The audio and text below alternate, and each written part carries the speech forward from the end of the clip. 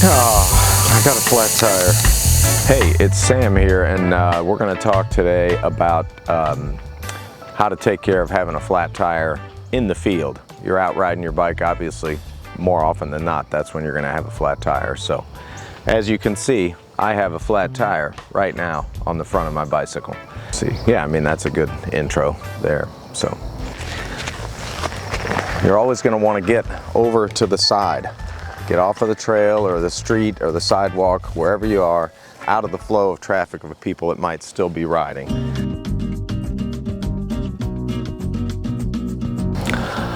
First things first, let's talk about how you know you have a flat tire when you're riding your bike. You know, normally you're familiar with how the tires feel. I'm sure there are surfaces you ride on with a regular basis, so. But some of the things you might notice, depending on whether it's a front or a rear tire, you might just feel a little squirmy. You feel the bike moving around a little more than usual. Before the tire goes all the way flat, you may have a noticeably smoother ride, and then when the tire goes all the way flat, very rough and sometimes hard to control. So if you feel any of those things, the best thing you can do is slow down gradually, very gently use your brakes and come to a stop. And be prepared to maybe put a foot down quick in case there's some sort of sudden maneuver because of your flat tire.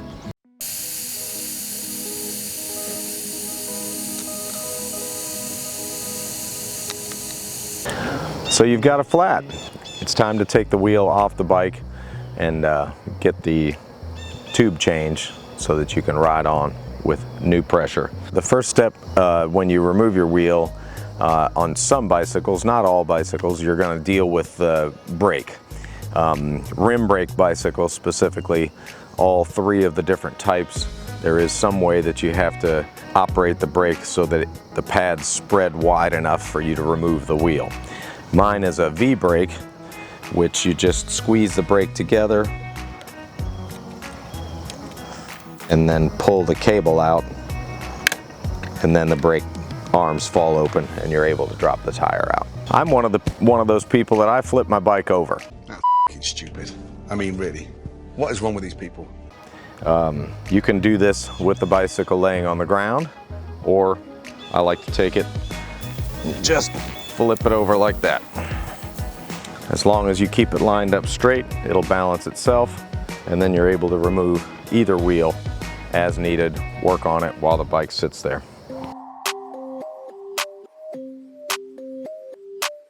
So now we're going to talk about some things that you'll want to have with you when you ride, just in case you get a flat tire. I use actually kind of a tool roll that goes up under the saddle, but you can get saddle bags as well for carrying these items, which you can also carry your keys or your phone or something like that.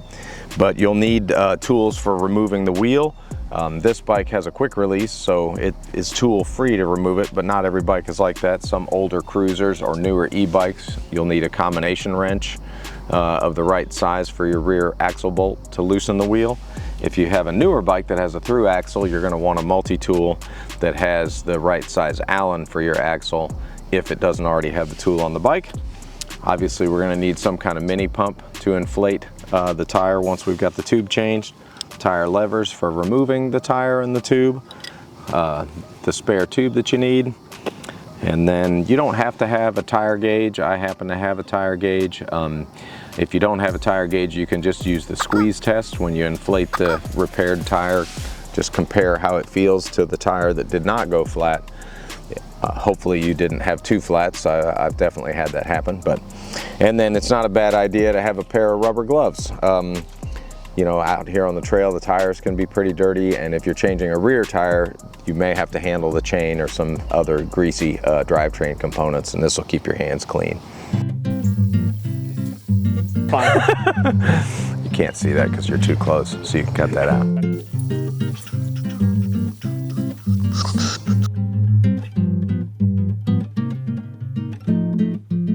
Time to remove the wheel.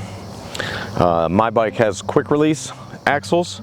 A lot of bikes for many years have had this very simple lever is what loosens the wheel. Just pull that away from the bike like that. And then it doesn't always come off right away. There are little tabs on the fork that keep the axle in the fork, just in case this lever came undone while you were riding, the wheel wouldn't fall out. So you have to hold on to the lever and then loosen the nut on this side far enough so that you can get past those tabs on the fork and remove the wheel. And I have kind of fat tires, so sometimes I have to work them through the brake. This may not be the case for you.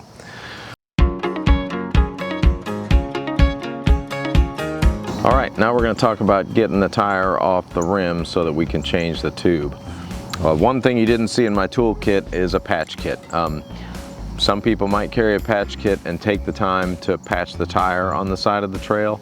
It's a lot quicker if you carry an extra tube to just get the old tube out, check the tire, put a new tube in, and then you're rolling again. You don't have to wait for tire cement to dry or anything like that. Just a lot quicker way to do it. But if you want to use a patch kit, certainly you can. I'm going to demonstrate how to use tire levers. It's good to have a pair. And then to remove the tire, we're going to start opposite the valve stems. What you just said is one of the most insanely idiotic things I have ever heard. So 180 degrees, put the valve stem at the bottom. We're going to start using the tire levers at the top. This hook end of the tire lever is there to grab a spoke. My tires I can actually probably change without using levers. They fit very loosely, but the narrower and shorter the tire is, the tighter it fits and the more likely that you're going to need to use a tire lever. So the first thing you do is take this end of the lever, kind of spoon side of the lever facing the tire, and you're going to go in. You can see that's the bead of the tire right there, goes the full circumference of the tire. Stick this down between the bead and the rim, and then just pull it over like that, and you can hook the first lever to the spoke with that hook that they build into the lever for you. Now you're ready to take the second lever, and a little ways down, not too close but not too far away. You want to just get to where you can get in. I usually go just a little bit past where the bead is going over the rim of the tire, and the same thing, same side of the lever towards the tire, in under the bead. And now you don't have to hook this one to the spoke. You can just take the lever and go like that, push it to the right, and the bead comes off. All right, at this point we've used our levers. We've got the bead broken down to where we can remove it with our hand. You're going to want to take the valve cap off so that you can get the valve stem to go through the rim. Now we're going to take the tire the rest of the way off. This is usually really easily done by hand. You can just make sure you've got the tube out already. And again, we're talking about the bead here. We're just going to pull it over this side of the wheel, and it's really simple. A lot of times you can just pull the whole tire and tube assembly, push it a little bit with your thumb, and there it comes right off. So something punctured your tire. Could be a stick, could be a nail, could be a rock, broken glass, squirrel bone. I mean, who knows? But it's best to take the tube out. We don't need that anymore because we're going to replace it. And then you want to inspect the inside of the tire. You want to just kind of feel with your fingers, go all the way around the circumference of the tire, feeling for something sharp that might be poking through the tire. You don't want to stick your new tube in there and automatically have whatever punctured your previous tube puncture the tube you just put in there. And you can also do this as a visual inspection, be looking in the tire and see if you see anything sticking through the tire. All right, now we're going to get the new tube back into the tire and get the tire back onto the wheel. So to begin with, just put the tube into the tire. And then I like to put just a little bit of air in it to begin with.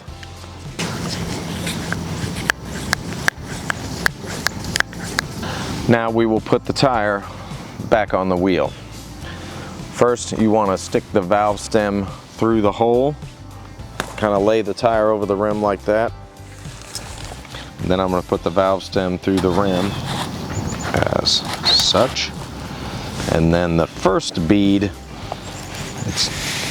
we're just going to go around here and on each side, kind of at the same time, push the bead over the edge of the wheel. Some tires are going to be a lot tighter than others. Mine happen to be loose, so you may really have to use your thumbs to get that on there. Now the second bead is where it's important how you do it. It's best to start 180 degrees opposite of the valve stem and work your way towards the valve stem. What you're trying to do, the bead needs to go into the center of the wheel, and if you start up here, you're fighting the valve stem, it's going to be harder to stretch the tire all the way around. Like I said, my tire's really loose. Shorter, narrower tires are going to be much tighter, and you might have to use levers to get the tire back on. So initially you're going to start again 180 degrees opposite of the valve stem. And on tighter tires, you might get to this point and you just cannot push that with your thumb anymore. So you're going to need the tire lever. So what I will do is, with my thumb on this side, hold the bead there so it doesn't come back off the wheel while I'm using the lever on this side. And again, same thing as when we were removing, we're going to have this hook or spoon side kind of facing towards the rim, and you're going to go up under the bead, grab the rim, and lever it over like that. I almost said lever, but that's fine. You can lever or lever it, it doesn't matter. And then sometimes it's a trick to kind of, you don't have the spoke holder this time, so sometimes you've got to kind of real quickly pull the lever out and go and get it again before the bead tries to slide back off of the wheel, and get a chunk like that again. And then you want to just work the bead around until it goes down and into the rim like that. With tires that are a lot shorter and narrower than mine, tighter tires to the rim, you just will have to be patient and kind of learn how to use the levers to get it back on. It's just important to hold the one side so that the bead isn't coming off while you're levering the other side onto the wheel.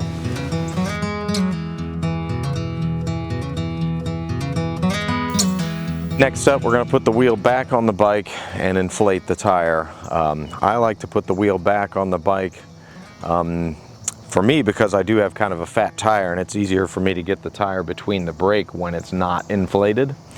But also, once I have the wheel on the bike and the axle tightened down, I'm just not chasing a wheel and tire around on the ground and everything while I'm using a small hand pump, which is not as easy as using a floor pump.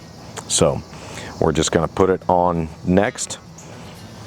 Your axle should still be open and loose from when you took the wheel off. None of that's really changed. I just kind of have to work my tire in between my brake pads like so, and then I'm just dropping. Sometimes you might have to loosen that nut a little bit more. Drops right in like that. And then with the quick release, since we had to loosen the nut to get it past those tabs on the fork, it's not tight now. You have to turn the nut on this side to get it tight until the lever is tight enough. And it should require the palm of your hand. If you can close that lever with just your fingers, it's not tight enough. You need to turn this nut some more to get it tight enough. Let's talk about valve stems. There are two different types of valve stems in the bicycle world. My bike happens to have the Presta style is the name of it, which is the skinny metal stem that has threads running up and down it. I would say a majority of average bicycles use the Schrader valve, which is the rubber style, looks like an automotive valve stem, kind of brass threaded at the end and larger diameter and rubber. What we're going to be demonstrating the inflation with today is the Presta valve stem. You just want to make sure that you have a hand pump that works with the valve stems that your bike has. So we're going to inflate the tire now with a Schrader valve, which is the rubber style one, which is not what we're dealing with here. Most valves, most pumps, you just kind of force it on there and hold it on there. Some of them will thread on. If you can find a pump where it threads onto the valve stem, that makes it much simpler. So with the Presta valve, there's this little brass deal here that you loosen, and then this will be kind of a trick, and it may be a trick with the Schrader too, because we don't have any pressure, so when you push the valve stem, it's trying to go right into the wheel. I usually kind of hold it to the side a little bit like that while I'm putting the pump on. Fortunately, I have some really long valve stems. So now I got the pump on there, and I prefer a pump with a hose because I'm able to sort of isolate the movement of the pump from the valve stem. I will usually sort of hold the hose and a spoke while I'm pumping so that I'm not moving that around a whole bunch. And naturally, it's going to take a lot of pumps with these little bitty pumps versus the home pump that you have, or maybe a compressor.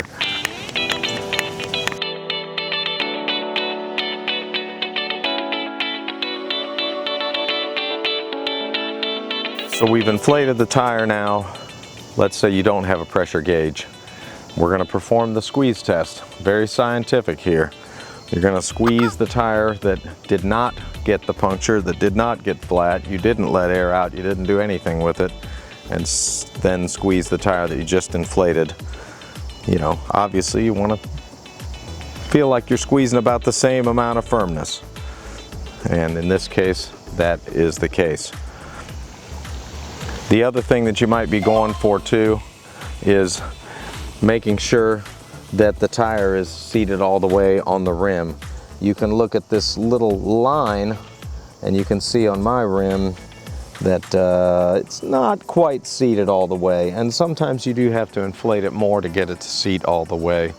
But this isn't important to getting home. If you get the tire with enough air that they feel the same when you squeeze both of them, then you're going to have a tire that's safe to ride home, and then you can use your hand pump at home and inflate it some more to get that to seat up all the way on the rim. So you got the tire inflated. If you have a Schrader valve, which is the rubber valve, not like this one, all you have to do, take your pump off, put the valve cap back on. The valve caps for Schrader valves are important because they keep dirt and moisture out of where the valve itself is, so that it can't get stuck open or stuck closed. With the Presta valve, all I'm going to do is tighten that little brass nut back down. You can hear the reason I'm tightening it. If it's not tightened and it wiggles around, it lets air out of the tire, so that actually pulls the valve tight inside the stem. And then of course, a cap. In the case of the Presta stem, this is practically only for style. Look at my beautiful clear cap. Goes good with my whole aesthetic. There's not really much that can contaminate these stems, so the caps, they're almost mostly there for when you have a tube rolled up, your valve doesn't poke the tube, but I like the way it looks, so I put it back on.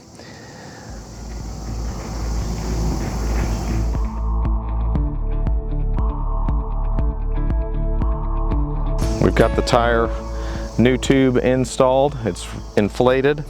The axle's tight. We've tightened the valve stem down. Now I'm just going to flip the bike over and reconnect that front brake. I didn't talk about disc brake bikes. Really, when you take the wheel off, there's nothing to worry about with the brake. But when you put it back on, your brake rotor, which is the little disc that's attached to the hub, you have to make sure that it goes up into the brake caliper.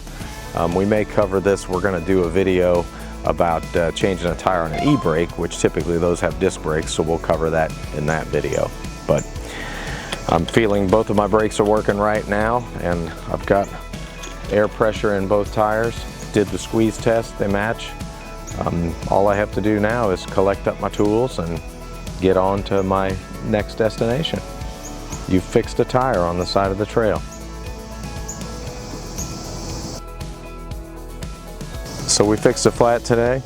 I'm Sam from Walt's Bike Shop. We're looking at doing some more videos about different maintenance that you can do yourself on your bike. So look for those soon, and happy riding. I'll see ya.